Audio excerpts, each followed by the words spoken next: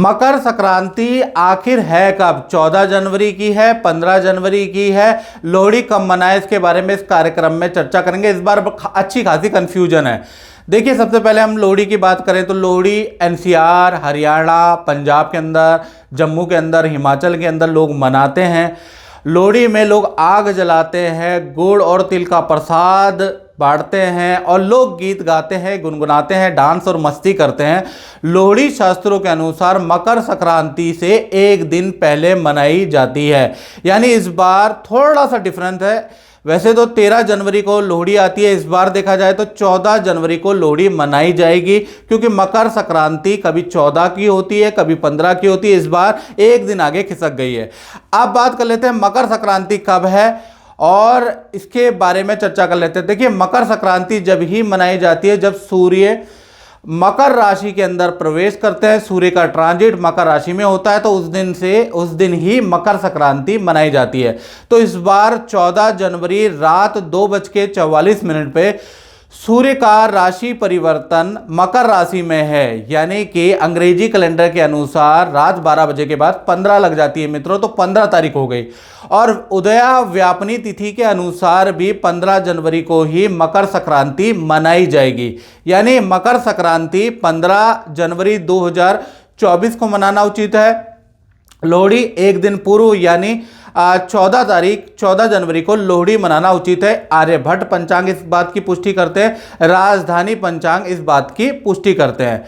आखिर मकर संक्रांति इतनी खास क्यों, इसके बारे में भी चर्चा कर लेते हैं। आप लोगों को बता देते हैं कि मकर संक्रांति के बारे में इतनी चर्चाएं हो क्यों रही है, क्या खास है इसमें। देखिएगा, इस दिन से उत्तरायण शुरू हो जाता है, यानी दिन बड़े होने लग जाते हैं। दिन जब बड़े होंगे तो आप ज़्यादा काम कर पाएंगे, ज़्यादा चीज़ें कर पाएंगे, तो इसलिए एक तो खास है क्योंकि प्रकृति के अंदर बड़ा बदलाव होने लग जाता है।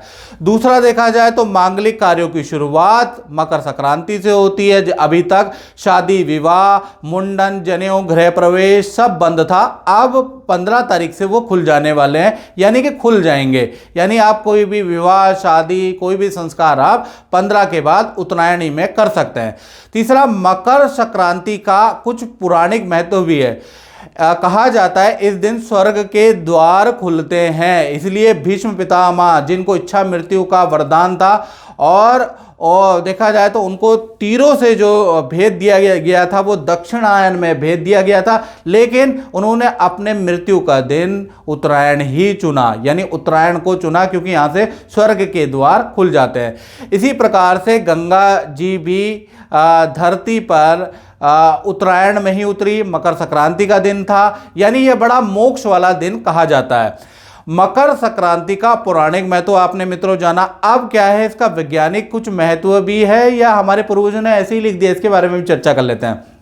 देखिए, मकर संक्रांति के दिन गुड़ और तिल लोग खाते हैं, इसका वितरण करते हैं। इसका कारण है कि मकर संक्रांति से पहले काफ़ी ज़्यादा ठंडी पड़ रही होती है, हमारा शरीर ठंडा पड़ चुका होता है, तो गुड़ और तिल गर्म होता है। जब इसको खाया जाता है तो शरीर को गर्मी प्राप्त होती है, ऊष्मा प्राप्त होती है, इसलिए इसका वितरण भी किया जाता है, शरीर को गर्मी प्राप्त होती है।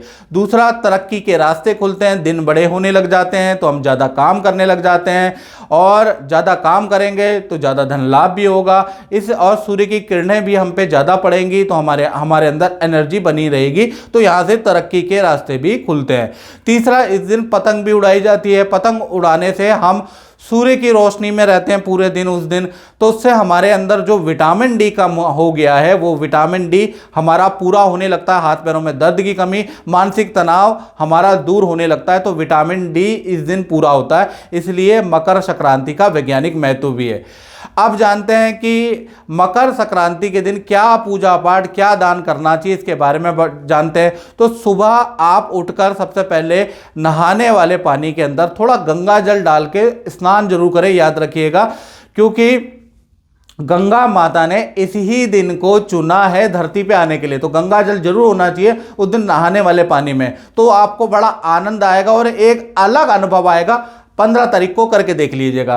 साथ ही साथ उस दिन आपको सूर्य को अर्घ देना है। तांबे का लोटा ले लीजिएगा, लोटे के अंदर जल डाल दीजिएगा, काले तिल गुड़ डाल के, लाल चंदन डाल के, लाल फूल डाल के सूर्य भगवान को जल दिया जाता। ओम घृणी सूर्याय नमः, ओम घृणी सूर्याय नमः, ये मंत्र का 21 बार जाप जरूर कर लीजिएगा।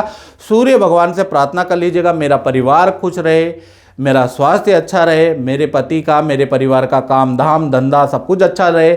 इस तरह की आप प्रार्थना जरूर करिएगा। लेकिन सूर्य को जल आप उस दिन देने का विशेष महत्व है, याद रखिएगा। उस दिन ये ऐसा एकमात्र दिन है जिस दिन सूर्य देव अपने पुत्र के घर में प्रवेश करते हैं, पहले दिन रहते हैं। तो सूर्य और शनि दोनों ही इस दिन प्रसन्न होते हैं। साथ ही साथ अगर आपके ऊपर शनि की ढैया है, 7.5 है, तो आप क्या कर सकते हैं, काला कंबल भी इस दिन बांट सकते हैं, क्योंकि सूर्य देव अपने पुत्र से मिलने जाते हैं जिनसे खासकर अभी तक शत्रुता है। तो एक दिन ऐसा है जब सूर्य मकर संक्रांति में जाते हैं तो सूर्य भी प्रसन्न होते हैं और शनिदेव भी अपने पिता से प्रसन्न होते हैं। तो उस दिन काला कंबल बांटेंगे या उड़द की दाल की खिचड़ी का प्रसाद आप वितरण करेंगे तो 7.5 आप में कम होगी और ढैया का प्रभाव, शनि और राहु केतु का कुप्रभाव आप पे कम होगा। तो उस दिन आपको खिचड़ी का दान भी देना है, कंबल का दान भी देना है। इसलिए इसे खिचड़ी संक्रांत भी कहा जाता है, क्योंकि कलयुग में शनि कर्म के दाता है, व्यापार नहीं चल रहा, काम में उन्नति नहीं हो रही, खिचड़ी का प्रसाद बांट के देखिए, कंबल गरीबों में वितरण करके देखिए। इसी ही दिन करना है, 15 तारीख को करना है, चूक मत जाना, याद रखिएगा। तो आपको बड़ा लाभ होने वाला है। यदि आप नाम या शोहरत पाना चाहते हैं, परिवार के सदस्यों की उन्नति पाना चाहते हैं, तो सूर्य को अर्घ दे, ओम घृणी सूर्याय नमः का जाप करें।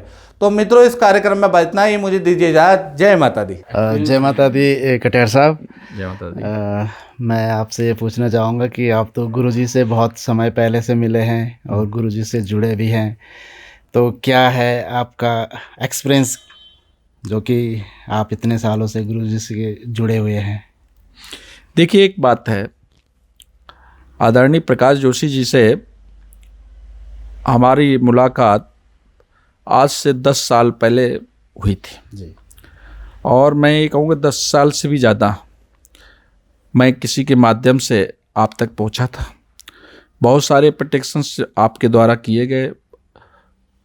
एक बार विश्वास जगता है तो बार बार मिलने का मन करता है, और जब विश्वास जगता है तो विश्वास के माध्यम से भावनाएं भी उत्पन्न होती हैं।